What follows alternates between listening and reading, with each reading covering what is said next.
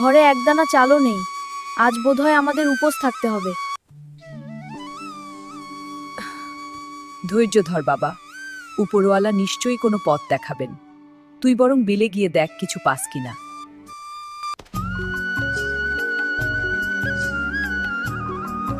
এ কি, ঝোপের মধ্যে কিসের শব্দ? ওটা একটা বক, আটকে গেছে কাঁটায়। ব্যথা পাচ্ছে, আমি সাহায্য করছি। তুই কাঁটায় আটকে গেছিস। এই যে ছাড়িয়ে দিলাম, ভয় নেই। এ কি, তোমার গা থেকে এমন আলো বের হচ্ছে কেন বন্ধু? তুমি কি সাধারণ কোনো পাখি নও? না আকাশ, আমি এই বিলের পাহারাদার, আমি এক মায়াবী বক। তুমি আজ যা করলে তা এই যুগের কোনো মানুষ সহজে করে না। আমি তো শুধু তোমাকে সাহায্য করতে চেয়েছিলাম। তুমি বড্ড কষ্ট পাচ্ছিলে, তাই দৌড়ে তোমার কাছে যাই। আকাশ, তোমার নিজের পেটে খিদে, তোমার মা ঘরে অসুস্থ হয়ে পড়ে আছেন, তবুও তুমি নিজের কথা না ভেবে আগে আমার প্রাণ বাঁচালে।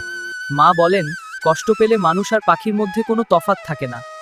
আমি জানি না আজ রাতে মাকে কি খেতে দেব, কিন্তু তোমাকে এভাবে যন্ত্রণায় রেখে আমি কিছুতেই ফিরতে পারতাম না।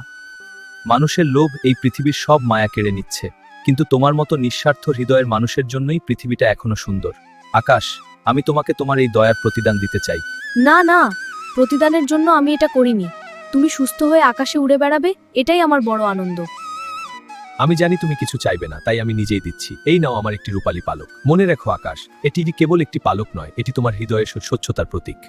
এটি দিয়ে আমি কি করব? যখনই দেখবে তোমার দুঃখের সীমা ছাড়িয়ে যাচ্ছে, মা না খেয়ে কষ্ট পাচ্ছেন, দেখবে তোমার প্রয়োজন মেটানোর জন্য প্রকৃতি সব আয়োজন করে দেবে। আমি বুঝেছি। তবে সাবধান, লোভ যেন কখনো তোমাকে স্পর্শ না করে। যেদিন তুমি প্রয়োজনের অতিরিক্ত কিছু চাইবে, সেদিন এই পালক তার জাদু হারাবে। আর যদি কোনো খারাপ মানুষের হাতে এটি পড়ে, তবে তার জন্য এটি অভিশাপ হয়ে দাঁড়াবে। আমি কথা দিচ্ছি বন্ধু, আমি শুধু আমাদের বেঁচে থাকার ন্যূনতম রসদটুকুই চাইব। আমি কোনো লোভ করব না। ঠিক আছে আকাশ, চলো তোমাকে বাড়ি পৌঁছে দেই। সত্যি উড়ে যাব? দারুণ।